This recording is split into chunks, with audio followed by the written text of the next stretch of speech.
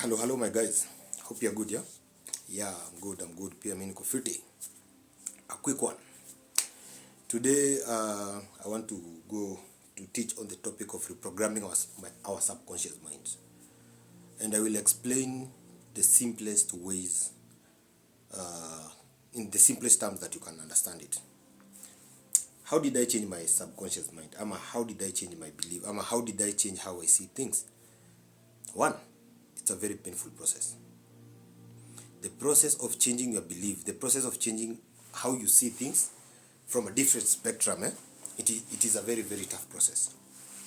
And the process of rewiring your subconscious mind, to me, the way it came to be, I went through something many of you consider spiritual awakening. Spiritual awakening is where everything that you believe in, everything that you love, everything that you perceive important to you is shaken to the core. And to me, many are the time that for an awakening to happen, by the time you finish with the process, you are never left the same. You become totally a new being. Totally what you believe in, the things that used to attract you, the things that you perceived important to you, they no longer attractive. They are no longer attractive to you as they used to. So in my process, whatever triggered my awakening was my separation in marriage with the mother of my kids. So that really shook my belief, because I never imagined a time will come whereby we will no longer be together. I never imagined a time will come where I wouldn't be seeing my kids every day. So it really, really shook me. Also around the same time, I was really trying to look forward and figure out, in the line of business, in the line of work that I do, I felt that I am not fully complete in that space. So I really wanted to expand, but I never knew how. So I really asked myself so many things, so many questions, trying to figure out a few things here and there. So when we separated, that is when the reality hit me hard. Everything that I believed in was a lie. Everything that the society, the systems of governance, social community, the things that they've always perceived to be true to us, actually it dawned on me they were a lie. Ilikuwa uongo. And I had to really go deep within myself. And I really wanted to adjust my mind to like expand my mind.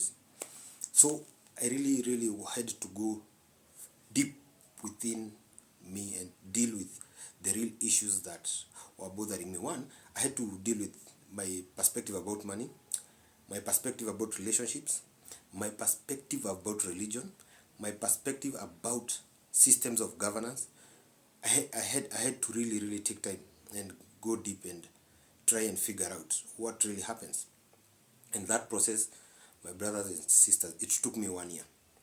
It was not an easy system. So as I dig a little digging, in each and every time, new reality came up. The people I perceived were my friends. I came to realize friends, the way I defined friends and the way I understand friends now, it is totally a different thing.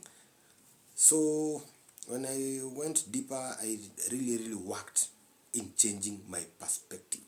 So I can say I went through a process of rewiring my mind. So I really worked on so hard because I had to change my emotional status, the way I used to view affairs, the way I used to define money, and I really had to teach myself even how to love myself and respect myself. So today I want to share with you on how I did it. So, reprogramming your mind. 3 ways to reprogram your mind if you want to change and improve your mind and your life. Let me tell you, there is nothing that can change in your life if you have not reprogrammed how you think how you perceive life. If anything wants to be changed in your life, you must change by how you see things. If there is anything that you want to really work on in any aspect of your life, it must start from your subconscious mind, because that is where your beliefs are. That is where your perspectives are. So you change your belief, your actions, to change our today for a better tomorrow. So your belief and your actions must change if there is any impact that should be coming in from tomorrow. You have to understand what you really want to change in your mind, consciously or subconsciously. What is consciously? Your mind is split into two. There is the conscious mind and the subconscious mind. Conscious mind includes your day-to-day thoughts and activities. Yaani hii ni ile yenye unajuanga, nimelala, nimeamka, nafaa kuoga, niende job, nioge, niende job, nijiprepare, nitoke, niende. Hivyo, like you're already programmed into it. That is your conscious mind. So hii ni kitu yenye hata you don't need to think. Unajuanga nikiingia kwa nyumba na sorry about that. Nikitoka job, I need to clean my house, I need to do this, and there are things that are stuck in your system as a routine. That is your conscious mind. Your subconscious mind, it stores memories, beliefs, and habits. Your subconscious mind stores memories, beliefs, and habits. So all the history of your life, your habits, because habits are formed. Kuna ile katabia ulianzanga ukiwa mtoto mpaka sasa bado uko nako, and beliefs are stored in your subconscious mind.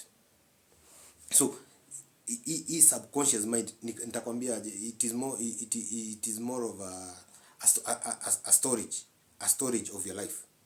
Hiyo ndio inakujanga, inakuwa created in your subconscious mind. The conscious mind, let us go back. The conscious mind, these are the voices that speak in our mind, thoughts in our daily routines. These are the decisions. Like hii ni ile inakuanga sauti, inakuwa tu kwa akili. Amka uende job, enda uoge, ni time ya kukula. You understand? So these are the conscious voices that are constantly in our mind. So let us continue. The conscious mind consists of 5% of our thinking, thought pattern. Umesikia? The conscious mind that kila siku unamkaga kutumia, it consists of 5% of our thoughts pattern. So it means 95% is your subconscious, is your belief, is your pattern. Understand? So that is why unasikia nikwambia, the subconscious mind is the one that runs your life. Your life is where it is because of what you believe in, because of the patterns that you have. The subconscious mind is responsible of our thinking 95%. This is when our memory, our beliefs are stored, and our daily patterns and habits. For an inner change of our life, we should change our subconscious mind. So mimi ndio nikuje nianze view life from a different perspective. I really had to change my subconscious mind. I really had to change from the way I speak to myself. Mimi nilikuwa ule mse mwenye ningeenda nipate do, and let me tell you, I wouldn't think twice. Nilikuwa najua pesa nitaipangia after nimejiambia asante. Na kujiambia asante yenye nilikuwa ile the kind of patterns that I had created for quite some time, or maybe going out drinking and stuff. So these were patterns that I really had to deal with. So nikakujanga na akawe that I do my things. Mimi nakuanga na diary, ama yellow pages. I'll sit down before nipate do ama nikijua kuna do flying na come through.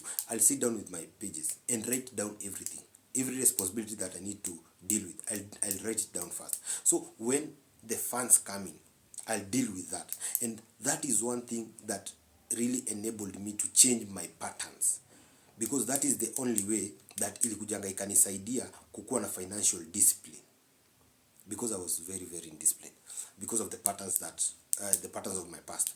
So these are some of the realities that I had to change. Another thing, for me to come and understand, I need to know how to love myself, right? This is another thing, because I believed people out there are the one who should love me. They should teach me how to love myself. So I will go out and give out all my energy to people, but in return I will get nothing in return. So I will end up being drained and frustrated. So I started I made the decision, I will no longer be waiting for people to appreciate me to love me. So I also went to my diary. I had to write down a full page of how I will be loving myself. I had to write a lot of things, and I had to have this conversation. What don't I do to myself that I would want done? So niliandika vitu mob sana. I made a decision. I'm going to improve on my dressing code. I'll be buying myself shoes. I'll always be neat. The way I'll be talking to people. Actually, also that was another thing, because I made a decision. I will never speak to a person from a disrespectful point of view. Hata kama amenikosea aje. So, and I also made the decision, like the way I will be reacting to people's feedback to anything that I do. I'll be kwanza unanyamazia. Then nikimpea feedback, it will be coming from a point of love, but not from a point of revenge ama vengefulness. So nika hizo vitu zote. So when money started coming in, so I would make sure I do those things. Na hiyo kitu ilikuja ikanipatia clarity. Then I came up even when nilikuja nika-realize actually the money that I get before, not that ilikuanga kidogo, it is just that I was not responsible enough. So let us continue. To change our mind, the process is called neuroplasticity.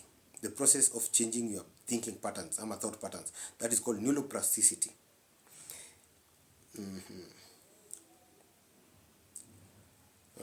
To be able to rewire our mind and our patterns of thinking requires patience and discipline. Acha nikwambie, hapo kwa patience and discipline, you are going to be tried. So, and also journaling really helps. Neuroplasticity allows to let go negative behaviors, that is negative habits, negative thoughts, to bring in new habits. That is now the process of changing old habits to new habits. That is now the neuroplasticity. We have the ability to rewire our brain from negative perspective into seeing things in a positive way. 1. For the change to happen, we need to identify our negative beliefs. Beliefs patterns or habits first, so that we can replace them with the positive thoughts. So the process of you rewiring your mind must start by identifying ni patterns gani ama ni beliefs gani that you need to drop, because you cannot change what you don't know. So the first process is identifying awareness. You become aware, which area is it am I struggling with, ama nini hii yenye nafaa kuchange, which pattern. If you're thinking from many other times unasikia mtu akisema kai mimi hata naweza nikaolewa, mimi naweza nikakuwa na ndoa kweli, mimi naweza nikakuwa na gari kweli. So you are thinking from a perspective of scarcity, ama you don't deserve it. So unakaa tu unaona hii nita come through ama ita come through. But once you realize you are worth to get that marriage, that car, that job, that salary increase, you will always be talking from a point of abundance, ama from a positive perspective. So you must start by identifying which thought patterns are these that you entertain. Point number 2, after you identify, you put into practice. Practice is exercising the new patterns every day. When a negative thought or habit crosses your mind, flash it quickly with a positive thought as quick as it came in. So hapa hivi ni penye unakaanga sasa unajua easy thought patterns I'll be countering them with a positive thought. Once a negative thought crosses your mind, you will be countering it with a positive thought as soon as possible, as soon as the negative thought crosses your mind. So you must put into practice. Point number 3, is repetition.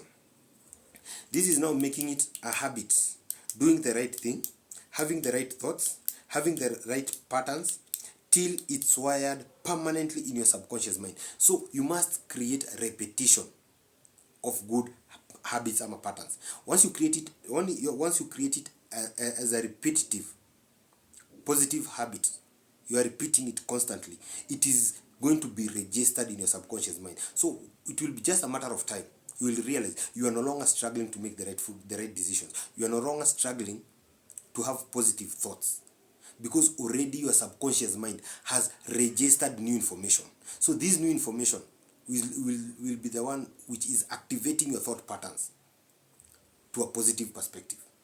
So you must create it into a repetition pattern.